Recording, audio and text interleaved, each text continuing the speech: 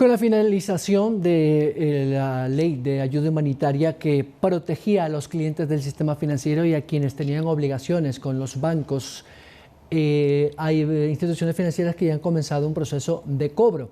Sin embargo, la Superintendencia de Bancos tiene la figura de lo que se denomina defensores del cliente. A propósito de eso, se ha convocado la selección de 31 defensores por parte de la Superintendencia de Bancos, del organismo rector de la actividad financiera en el Ecuador, precisamente para darle alguna posibilidad de asistencia jurídica, no solamente a los clientes de esta situación puntual, sino también en general de la actividad financiera y bancaria. Con nosotros a esta hora de la mañana el Intendente Nacional Jurídico de la Superintendencia de Bancos, abogado Andrés Salazar. Gracias por acompañarnos a esta hora en el Telediario. Buenos días, ¿cómo están? Muchas gracias. Bueno, expliquemos un poquito en qué consiste esta figura jurídica del defensor del cliente. Sí, la figura jurídica del defensor del cliente es una figura que nace desde la Constitución de la República del Ecuador. El defensor del cliente es una persona que está controlado por la Superintendencia de Bancos, no es un empleado de la Superintendencia de Bancos, tampoco es un empleado de la institución bancaria, pero que su única función es velar y tutelar porque se protejan y se respeten los derechos de los usuarios financieros. En este caso, cuando las personas o cuando los usuarios financieros tienen algún inconveniente con el banco, ellos tienen una primera opción. La primera opción es acercarse al banco, a la institución financiera, presentar su queja desde el mes de mayo de este año en relación a una resolución que sacó la Superintendencia de Bancos, que es la actualización del Código de Derechos del Usuario Financiero. Dentro de las instituciones bancarias ya hay un procedimiento que tiene 2 instancias para que los bancos atiendan los reclamos.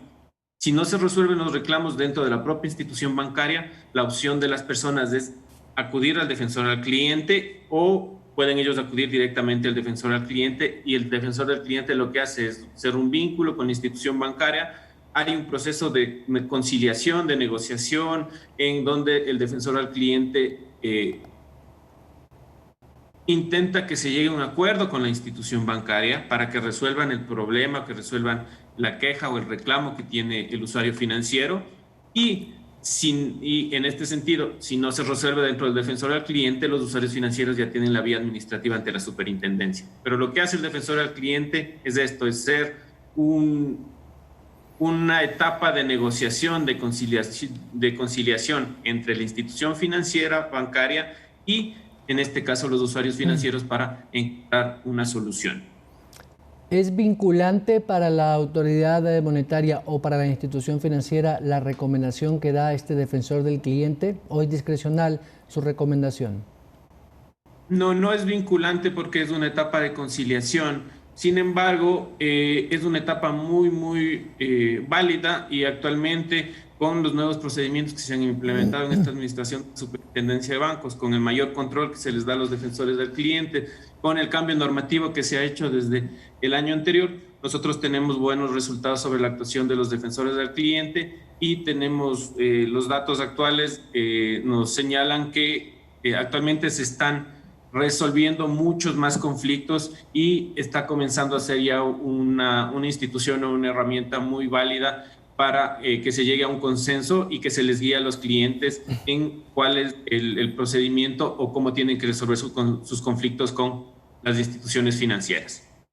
Intendente, a propósito de conflictos, muchos de los usuarios de la banca ecuatoriana, una vez que vino esta emergencia económica y sanitaria, perdieron sus empleos o tuvieron una reducción drástica de sus ingresos. Por lo tanto, el cumplimiento de sus obligaciones es casi imposible, o fue casi imposible. De allí ese paraguas jurídico que se estableció a través de la ley humanitaria que finalizó hace pocos días. No sé si aplica también esta figura del defensor del cliente a este grupo valga la redundancia, clientes del sistema financiero, que ahora también está en una situación que aún no se resuelven. ¿Qué conoce usted? Claro, cuando comenzó ya la crisis económica producto de la pandemia, conjuntamente con la Junta de Política y Regulación Monetaria y Financiera, por parte de la Superintendencia de Bancos, de lo que aplica a la banca público-privada, se aprobó la resolución 569, que lo que hacía es crear una institución jurídica que se llama el diferimiento extraordinario de obligaciones crediticias, ¿sí? Este es un diferimiento voluntario que con sus extensiones, con la resolución 582 y 588, se extendió hasta el 12 de noviembre la posibilidad de acogerse a este diferimiento.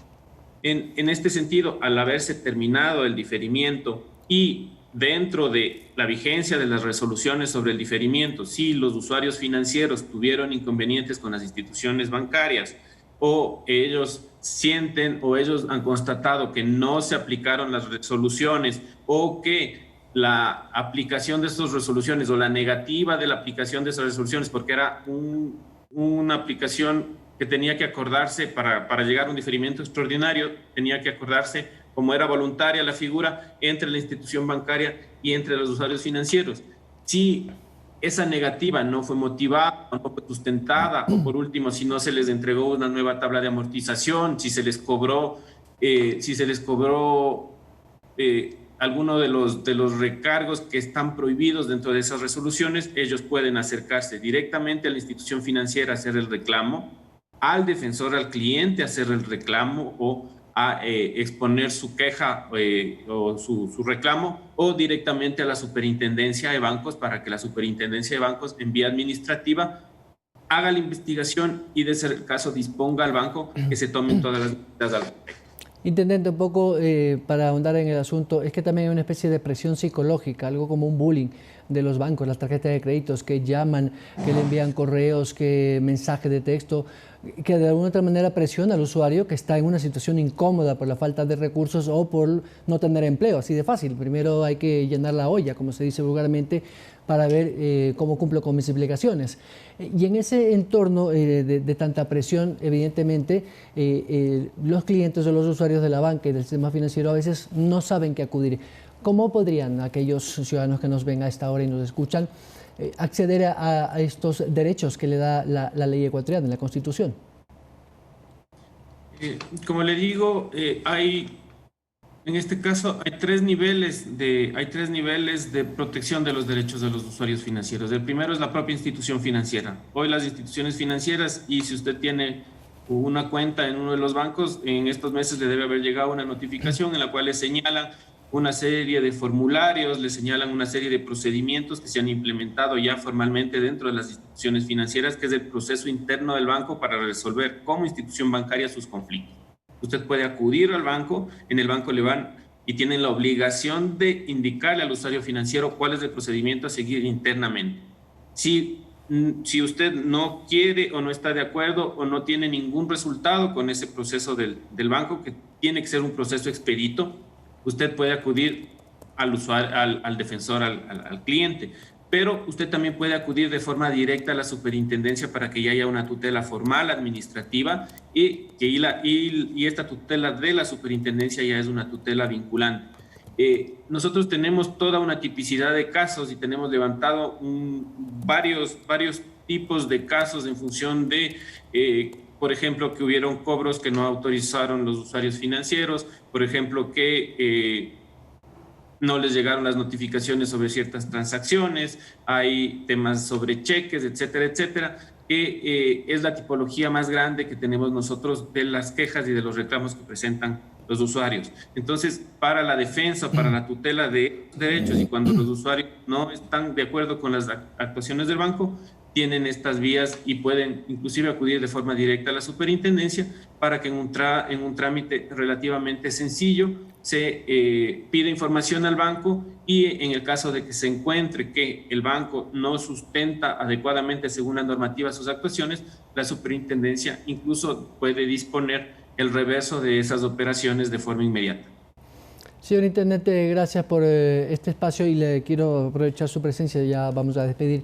Si acaso usted tiene información sobre la auditoría que están realizando a través de la Intendencia de Seguros al ISPOL, luego de aquel malhadado incidente de problemas administrativos que han dado con casi 400 millones de dólares del ISPOL, que no aparece, según las autoridades. Incluso ya hay la renuncia del director general del ISPOL, el general Villarroel. ¿Cuánto tiempo más puede demorar la auditoría que está haciendo la Superintendencia de Bancos? Sí, nosotros, a ver, nosotros como Superintendencia de Bancos tenemos una Intendencia Nacional del Sistema de Seguridad Social. Esta es la intendencia que está a cargo de controlar a las instituciones que forman parte del Sistema Nacional de Seguridad Social. Nosotros tenemos dentro de la Es Superintendencia un marco 7:45, pues normativo aguanta un bastante minutito. amplio y restringido que rige todos los procedimientos por parte de la superintendencia. Dentro de eso, nosotros tenemos procesos específicos que tienen tiempos determinados. No puedo dar mucha información en función de que el artículo 72 del Código Orgánico Monetario y Financiero nos señala que es reservada toda la información que tiene relación con los procesos de auditoría.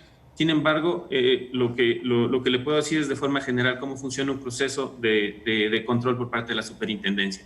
La superintendencia en esta administración ya ha realizado dos auditorías al ISPOL. Una de ellas es la que se comunicaron los resultados en el mes de julio, me parece, la información que nosotros hoy sabemos o públicamente sabemos.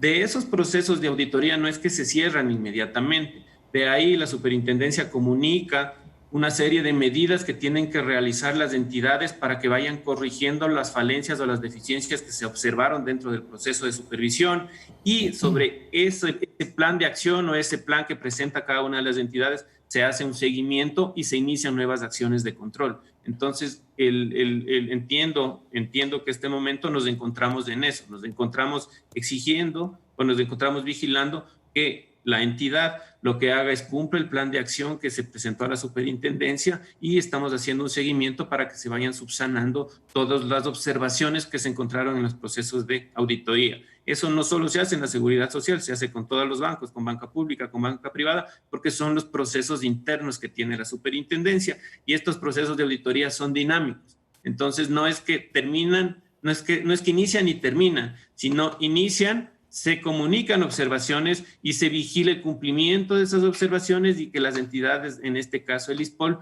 lo que haga es vaya subsanando las observaciones que presentó la superintendencia. Abogado Andrés Salazar, muchas gracias. ¿De qué? Estamos a las órdenes. Buenos días. Gracias al Intendente Nacional Jurídico de la Superintendencia de Bancos. Vamos a la pausa, 7:35. En minutos haremos conexión también vía telemática con el viceministro de Salud, Javier Solórzano, para hablar sobre la adquisición de vacunas que está tratando Ecuador de conseguir con los principales laboratorios que hasta ahora en el mundo están produciendo la vacuna con un alto porcentaje de seguridad. Regresamos con este y otros temas.